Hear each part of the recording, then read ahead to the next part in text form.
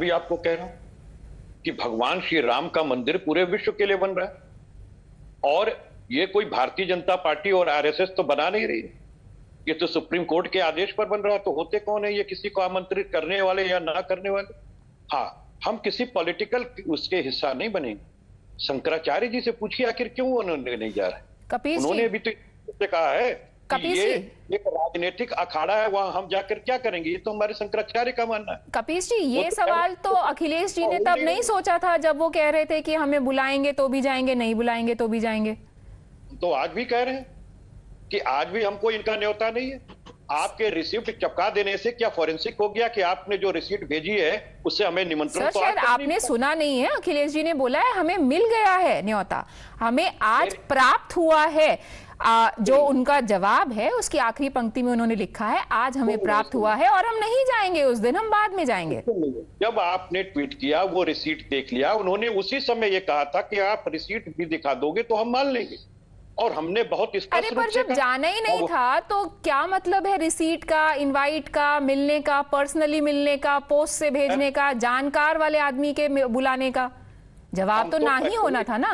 हम तो पहले ही आपको ये कह रहे हैं कि भगवान श्री राम का भव्य मंदिर बन रहा है, हम लोग बिल्कुल दर्शन करेंगे, पूरी पार्टी दर्शन करेगी, अखिलेश जी डिंपल जी के साथ करेंगे, दर्शन करेंगे।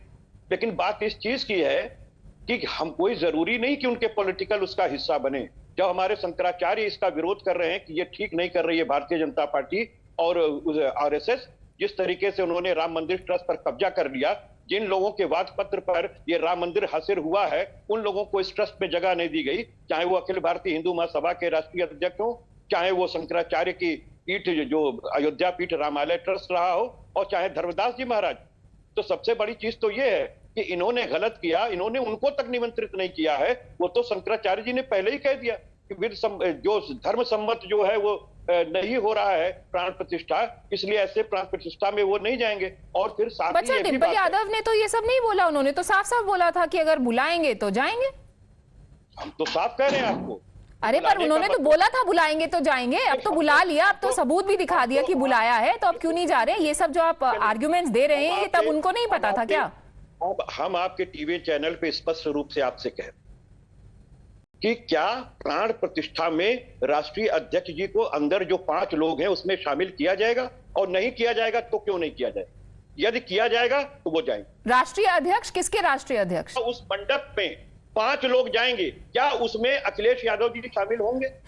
सर, ये सवाल तो मुलायम सिंह यादव जी से भी पूछना चाहिए था कि डिजर्व भी करते हैं बुलाना कि नहीं, और वो जाना चाहेंगे भी कि नहीं। But Guru Prakash answer that question that they want to go because you have monopolized the event, they can't go. No, Priya, a very warm good evening to you and my fellow panelists. We must understand a couple of things. First, that more than 100 crore Hindus of the country. It's an issue which is being identified with Hindus across the world. It is not a question of one Mr. Akhilesh Yadav or one Samajwadi Party, but we need to understand that there is a very deep pathological hatred against Sanatan, against civilization, against Hindu in the rank and file of Samajwadi Party. Who is Mr. Swami Prasad Maurya? Time and again he is attacking the cultural and civilizational ethos of the country. I was listening to the very honorable spokesperson of the Samajwadi Party. किसी की बेटी की शादी नहीं है, लेकिन भगवान राम सबके घर में है। जैसा कि प्रधानमंत्री मोदी जी ने कहा, राम सबके हैं, सबके राम हैं। आपको ये समझने की आवश्यकता है। लेकिन बार बार सनातन पे हमला करना, हिंदुओं पे हमला करना, ये मौका Priya, we need to understand that this occasion has come after 500 years of struggle. 500 वर्षों के संघर्ष के बाद, सैकड़ों लोगों के बलिदान के बाद। मैं बीच में नहीं बोल रहा था सर, थोड़ा धैर्य का परिचय दीजिए। I was not speaking when you were speaking. Samajwadi party से आप मुझे पता नहीं, थोड़ा धैर्य का परिचय। So you have to understand that after 500 years of struggle, car सेवकों पे गोली चलाने वाले आज उनको भी आमंत्रण मिलता है तो वो आने से मना करते हैं, कहते हैं किसी की बेटी की शादी नहीं है, किसी की बहन की शादी नहीं है।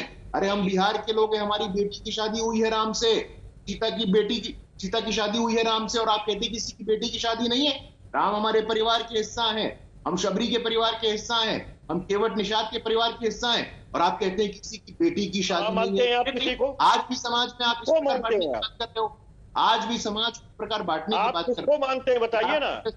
अरे आई वाज नॉट सर थोड़ा लेट हिम स्पीक कपीश जी, आपको भी मौका मिलेगा, बोलने दीजिए उनको, आपको पहली चांस मिली, उनको बोलने दीजिए. So you have to understand, Priya, that political outfits like Samajwadi Party, they operate on the politics of fault lines in the name of caste, in the name of religion, in the name of region. They survive on the politics of fault lines. And yet another example of this boycott politics. Samajwadi Party boycott politics is being watched by more than 100 crore Hindus of the country. Uttar Pradesh के हिंदू क्या आपके इस व्यवहार को देख रहे हैं कि आप हिंदुओं की भावनाओं को आहत आज नहीं कर रहे हैं, करते आ रहे हैं.